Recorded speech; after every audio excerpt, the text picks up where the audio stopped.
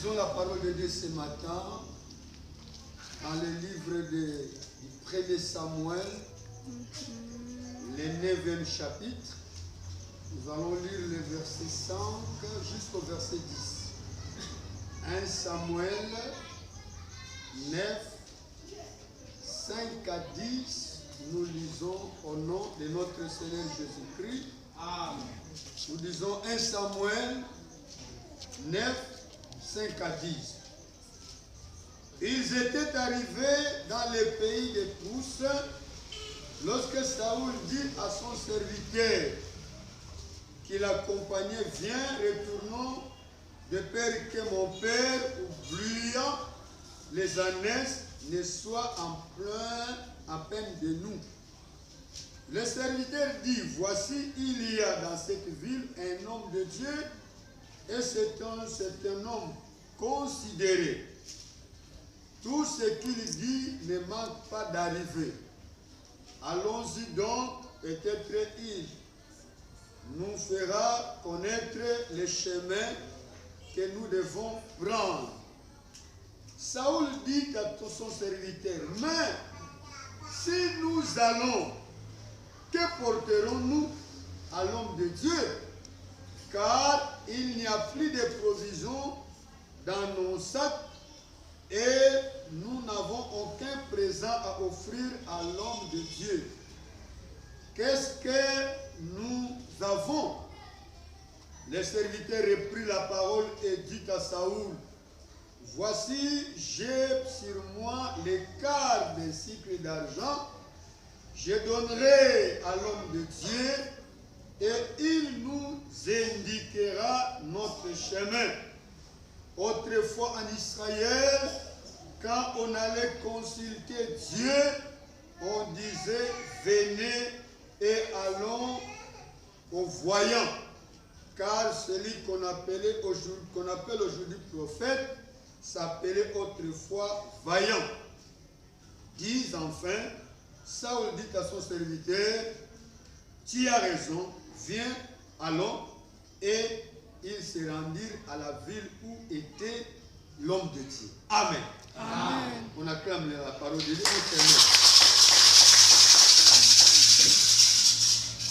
Le thème de ce matin n'est qu'un petit mot. Ce petit mot de notre thème est intitulé « Les autres ». Amen. Est-ce que tu peux dire avec moi les autres? Dis avec moi les autres. Alors, dis à celui à côté de toi les autres. Que Dieu te bénisse. Amen. Nous avons cette obligation de vous saluer parce que nous n'avons pas été avec vous pendant tout un mois. On était dans le cadre de l'évangélisation avec le programme de district. Et aujourd'hui, c'est le premier dimanche que nous sommes avec vous. Alors, nous vous saluons au nom de notre Seigneur Jésus-Christ. Que le Seigneur vous bénisse. Amen. Alors, mon message de ce matin aura plus ou moins deux caractéristiques. Il y a la caractéristique spirituelle et la caractéristique sociale ou physique. Parce que souvent, nous avons l'habitude de parler souvent de spiritualité et négliger le social. Amen. Amen. Voilà pourquoi le message de ce matin aura plus ou moins deux caractéristiques. Il y a la caractéristique spirituelle et la caractéristique sociale. Le grand terme, je vous ai déjà dit, c'est les autres. Par définition, les autres est défini comme étant une distinction ou une différence des êtres ou des choses de même catégorie. C'est ça les autres. Ça marque une différence, ça marque une distinction des êtres ou des choses qui sont dans les mêmes catégories. Donc, on peut facilement dire que les hommes ont des catégories. Alléluia. Amen. Malgré ils sont les hommes, malgré ils sont les êtres humains, ils dans les catégories. C'est ce qui se passe avec les mots autres. Voilà pourquoi j'aimerais ce matin que vous puissiez retenir le message de ce matin, les autres. Dans ce texte que je lis, je vais juste vous présenter des types de catégories selon ce que Dieu a prévu. Alléluia. Amen. Donc, j'aimerais vous donner les deux types de catégories et je vais entrer dans l'explication. Le premier type de catégorie, c'est Saoul. Alléluia. Amen. Dites à ton frère, dites avec moi Saoul. Saoul. Ça, c'est le premier type. Le deuxième type, c'est le serviteur. Dites avec moi serviteur. Et Dieu te bénisse. De ces deux types-là. Tels que nous sommes là, nous avons deux types. Il y a Saoul, il y a aussi les serviteurs. Alors, qui est Saoul et qui est le serviteur? Saoul, il est représenté comme étant un homme riche. Alléluia. Un homme qui a de l'influence, un décideur. Bref, c'est lui qui a la classe sociale plus élevée que les autres. Est-ce que je me fais comprendre? Est-ce que je parle à quelqu'un? C'est Saoul. Le serviteur, il est représenté comme étant un homme qui n'a pas d'influence. Un homme qui ne peut pas décider. Un homme pauvre qui n'a pas beaucoup de choses. Bref, celui qui a une classe sociale moins que les autres. Que Dieu te bénisse. C'est ça les deux types de gens. Dans l'église, nous n'avons que deux types de gens. Il y a les Saoul, il y a les serviteurs. Les Saoul, ce sont les riches, ce sont les influents, ce sont les gens qui ont la décision. Et enfin, Saoul, et enfin, serviteur, c'est quelqu'un qui n'a rien, qui manque de moyens, qui ne peut même pas décider. Donc on décide à sa place. On prend la décision pour lui. On lui maltraite selon eux. Que Dieu vous bénisse. Amen. Voilà pourquoi si vous lisez les passages que je vous ai donnés, 1 Samuel chapitre 9, vous serez en face de ces deux types de personnes. Lorsque vous commencez au verset 1 de ce chapitre, on vous dira ce qui suit. Il y avait un homme de Benjamin, nommé Kis, fils d'Abiel, fils de Teror, fils de Bekorat, fils d'Abipiat, fils de Benjamin. C'était un homme fort et vaillant. Alléluia. Et il avait un fils du nom de Saoul. Jeune, beau, plus beau qu'aucun des enfants d'Israël les dépasse toutes en tête. Que Dieu vous bénisse. Amen. Vous avez compris qu'il y a Saoul, un homme riche, parce que son père était un homme influent. Son père avait des ânesses. Son père était riche. Alors, l'enfant des riches était riche. Oui ou non? Oui. Est-ce que je me fais comprendre? Si vous avez un père riche, vous êtes aussi riche. Même si vous ne travaillez pas, même si vous n'avez pas vous êtes chômeur, mais comme votre père est riche, vous êtes aussi riche. Voilà pourquoi je dis que les Saoul sont les riches, les Saoul sont les décideurs, les Saoul sont ceux qui ont de l'influence. Et si vous descendez au verset 3, on dit ceci: les ânesses de Kis, père de Saoul, s'égarèrent. Et Kis dit à Saoul, son fils, prends avec toi l'un de tes serviteurs. Alléluia. Prends avec toi qui? L'un de tes serviteurs. Qui est le serviteur? Un homme sans influence. Un homme qui n'a rien. Un homme qu'on commande. Un homme qu'on maltraite. Un homme qu'on fait tout. C'est lui le serviteur. Laisse-moi te dire ce matin, que vous soyez serviteur, que vous soyez Saoul, mais il y a un seul organisateur qui est Dieu. Alléluia. Amen. Pourquoi je parle des autres? Pourquoi je fais allusion de Saoul qui est comme riche? Et pourquoi je parle des serviteurs comme étant un pauvre? J'aimerais dire à quelqu'un ce matin, vous tous qui me suivez, que vous soyez ici à l'église, que vous soyez partout où vous allez me suivre, sache que Dieu a catégorisé les choses. Il y a le Saoul, il y a le serviteur. Je pensais que tu allais dire Amen. Amen. Si vous êtes Saoul, ne pensez pas que le serviteur est inutile. Alléluia. Amen. Si vous êtes Saoul, ne pensez pas que le serviteur est inutile. Parce que dans le serviteur, il peut sortir quelque chose. Que le Seigneur te bénisse. Amen. Que le Seigneur te bénisse. Amen. Allez, faute de temps, j'aimerais juste aujourd'hui vous donner des grandes leçons dans la vie. Des grandes leçons par rapport à ces messages. Des grandes leçons que je veux te dire. La première leçon, considère et écoute les autres. Alléluia. Amen. Je vais lire le verset 10. Écoute le verset 10. Saoul dit à son serviteur,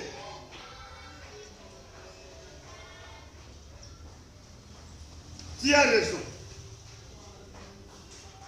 Viens, allons. Et il se rendit à la ville où était un homme de Dieu. Disons Amen. Vous êtes Saoul, vous devez considérer et écouter les autres. Laisse-moi te dire, papa, laisse-moi te dire, maman. Vous savez, dans cette vie ici, si vous êtes chef, alléluia, si vous êtes chef, ne pensez pas que celui qui est serviteur est moins que toi. Parce que tout ce que tu peux faire, les serviteurs peuvent aussi faire. Amen. Ensemble. Est-ce que je parle à quelqu'un? Tout ce que vous pouvez faire en tant que chef, les serviteurs aussi peuvent le faire. Cela ne te donne pas le droit de négliger les autres. Parce que socialement, vous êtes trop fort. Socialement, vous êtes riche et vous continuez à négliger les autres. Ne faites pas ça. Sois humble. Si vous voulez que vous puissiez avancer dans la vie, vous devez considérer les autres. Que le Seigneur vous bénisse.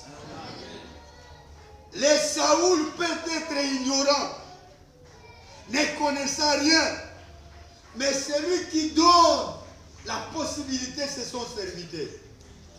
Parce que si vous lisez au verset 1, les versets qui suivent là-bas, en haut, les versets 6 et les versets 7, la Bible dit lorsque les ânes sont perdus, ils sont partis pour chercher les ânes, donc ils se sont fatigués. Saoul était ignorant. Il dit, nous devons rentrer. Rentrons, papa. Parce que comme nous n'avons pas trouvé les ânes, notre Père va se soucier de nous et au lieu des ânes. Rentrons, parce qu'on n'a pas trouvé. Les Saoul peut être ignorant. Alléluia. Amen. Toi qui m'écoutes et qui me suis, tu peux être ignorant en tant que Saoul, un homme riche, un homme qui a des reflets, tu peux être ignorant. Mais il y a un serviteur qui peut connaître toutes choses. C'est le serviteur qui va proposer à Saoul de ne plus faire quoi? De ne plus rentrer et de chercher la solution. Quelle était la solution? Il lui a dit, vous êtes ignorant, tout en étant riche, tout en étant gros. Mais moi, je sais une solution. Dans le village voisin, il y a quelqu'un, il y a un homme de Dieu qui est là. Cet homme de Dieu-là, quand il dit quelque chose, ça arrive. Nous devons le consulter. Alléluia. Est-ce que quelqu'un me comprend? Parlons tous consultation. Dites consultation. Saoul ignorant. Les chefs peuvent être ignorants, mais son subalterne peut faire quelque chose. C'est pourquoi je m'adresse à tout celui qui dirige les champs. Ne pensez pas que ceux que vous dirigez sont ignorants ou sont des idiots. Ils ont quelque chose à te dire. Est-ce que le Seigneur te bénisse? Aujourd'hui, l'Église souffre à cause de tels gens qui pensent être tout, mais ne sachant pas que dans la vie d'une personne, il y a une complémentarité. Je commence ici, je me limite là-bas, l'autre fait, il commence, il fait comme ça. Voilà pourquoi dans la vie, même si vous avez beaucoup d'argent, il va vous manquer quelque chose. Disons Amen, Alléluia. Il va vous manquer quelque chose. Ma leçon ce matin de la vie, écoute et considère les autres. Parce que celui qui est à côté de toi, vous ne le connaissez pas. Qui est-il? Il peut être un président de la République. Il peut être ton PDG. Il peut être celui qui peut devenir plus que toi. Tellement aujourd'hui, il est serviteur. Il n'a pas d'influence. Il n'a rien à dire. Vous les considérez moins. Mais laisse-moi te dire ce matin, considère-les. Parce qu'il a sans raison d'être. Je parle et je dis à quelqu'un ce matin, même si le Congo devenait le pays le plus prospère du monde, nous n'allons pas manquer des porteurs. Alléluia. Nous n'allons pas manquer les coupeurs de noix. Nous n'allons pas manquer les pousse-pousseurs. Nous n'allons pas manquer toute catégorie. Parce que quand on parle de porteurs, c'est un mot qui vient de la France. En France aussi, il y a des porteurs. Les coupeurs, c'est un mot qui vient de la France. En France aussi, il y a des coupeurs. Donc, cela veut dire que même si le Congo devenait prospère, on aura les catégories de toutes les personnes. Ensemble. Que Dieu vous bénisse. Amen. Vous êtes en veste. Est-ce que vous pouvez monter sur les palmiers pour couper les noix? Mais tu auras besoin de noix. C'est cet autre-là que tu dois considérer. Évitez de négliger les gens. Même si vous mangez bien, laissez ceux qui mangent mal rester vivre. Parce que c'est santé, c'est la vie que le Seigneur leur a accordée. Ensemble. Que le Seigneur vous bénisse. Deuxième leçon de vie. Les autres peuvent devenir votre élévation, votre succès, votre progrès. Est-ce que tu m'entends? Les autres peuvent devenir votre élévation, votre succès, votre projet. J'avance. Je lis le verset 14. Et ils montèrent à la ville. Ils étaient arrivés au milieu de la ville. Quand ils furent rencontrés par Samuel, qui sortait pour monter au lieu. Verset 15. Oh, alléluia. Un jour avant l'arrivée de Saoul, l'Éternel avait averti Saoul en disant, demain à cette heure, je t'enverrai un homme du pays de Benjamin et tu l'oindras d'huile pour chef de mon peuple d'Israël. Il sauvera mon peuple de la main des Philistins, car j'ai regardé mon peuple parce que son cri est venu jusqu'à moi. Je continue pour lire le verset 23. Il va lire à la maison le verset 23. Il est dit ceci. Samuel dit au cuisinier, serre la portion que je t'ai donnée, en disant, mets-la à part. Est-ce que tu me suis? Est-ce que tu me suis? Le verset 24. Le cuisinier donna l'épaule. Et c'était l'entoure. Qui l'entoure? Et il a servi à Saoul. Et Samuel dit, voici ce que qui a été réservé. Mets-les devant toi et mange, car on l'a gardé pour toi lorsque j'ai convié le peuple. Ainsi, Saoul mangea avec Samuel ce jour-là. Je clôture au verset 25. Alléluia. Quand ils furent descendus à l'extrême de la ville, Samuel dit à Saoul, dites à ton serviteur de passer devant nous. Alléluia. Qui a proposé la solution? Qui a proposé la solution à Saoul? C'est qui? C'est Samuel. C'est le serviteur qui a proposé à Samuel qu'on aille voir qui? Samuel. Mais aujourd'hui, Samuel dit à Saoul, dites à ton serviteur de faire quoi? D'avancer parce que moi j'ai quelque chose avec toi. Anzambe. Et le serviteur passa devant. Arrête-toi maintenant. Replie Samuel. Et je te ferai entendre la parole de Dieu. Disons Amen. Alors si vous lisez le chapitre 10, le verset 1, la Bible dit ceci.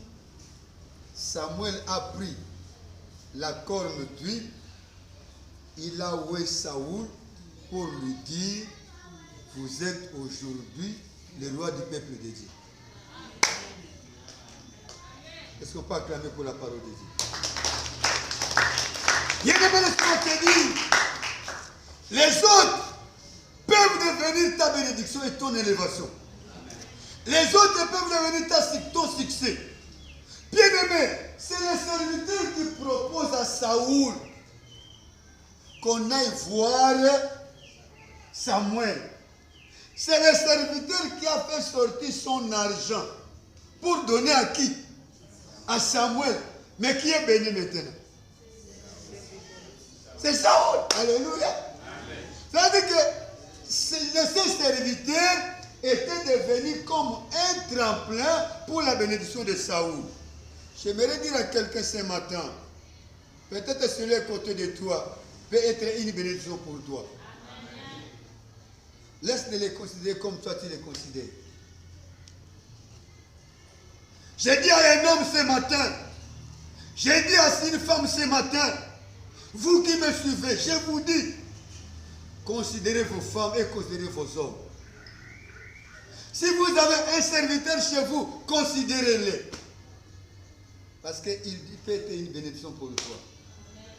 Alléluia. Aujourd'hui, les gens considèrent seulement ceux qui ont des vestes, ceux qui ont des voitures, ceux qui ont des maisons, ceux qui ont de quoi manger. Mais ils ne déconsidèrent ceux qui sont en dessous des serviteurs. J'aimerais te dire ce matin, un serviteur peut être une bénédiction pour toi. Évite de te considérer comme étant plus que les autres. Parce que celui qui est à côté de toi, il peut te rendre célèbre. Vous savez, un jour, quand nous fûmes encore à Kinshasa, j'avais reçu quelqu'un chez moi à la maison, un serviteur de Dieu comme moi, mais sa famille l'avait négligé. Ses amis l'ont négligé. Mais je l'ai hébergé chez moi pendant des mois. Heureusement qu'il y avait 2006. Alléluia. Amen. Quelle est l'histoire de 2006? Les premières élections démocratiquement en République démocratique du Congo. Cet homme-là a postulé comme étant un député. Quelqu'un qui n'avait pas de maison. Qui dormait dans mon salon. À mon salon, il dormait là-bas. Il mangeait dans mes frais. Mais les élections de 2006 l'ont fait un député national. Amen. Alléluia. Amen. Moi qui l'ai hébergé, je n'ai jamais été député. Mais lui qui a passé la nuit dans mon salon, député national. Amen. Avec une Jeep Prado. Pour moi, je n'ai pas encore une Jeep. Laissez-moi te dire ce matin, considère celui qui est à côté de toi comme tu les considères. Je veux dire à tous les décideurs de ces pays, que vous soyez qui, député, président, qui que vous soyez, laisse-moi vous dire ce matin, ce que vous dirigez ne sont pas les moindres. Ils vous respectent en tant que chef. Mais ils peuvent faire ce que vous faites. Parce que je parle à quelqu'un. Dites je peux. Dites je peux le faire. Dites je peux le faire. Alors, je m'adresse maintenant aux serviteurs. Ne soyez pas frustrés au Saoul, qui sont des grands, qui ont les décisions. Mais toi, serviteur, donne ce que toi tu as. Or, la Bible ne dit-elle pas, on donne que ce qu'on a. Alléluia. Amen. Donne ce que toi tu as. Ne sois pas désemparé de ceux qui ont beaucoup d'argent au détriment de ta vie. Mais toi, tu es considéré comme tu es. Parce qu'à chacun, Dieu a mis quelque chose. Que Dieu te bénisse. Amen. Que Dieu te bénisse. Amen. Que Dieu te bénisse. Amen. Considère les autres. Lorsque tu vas considérer les autres, Dieu aussi va te considérer. Amen. Que le Seigneur te bénisse. Disons Amen. Amen.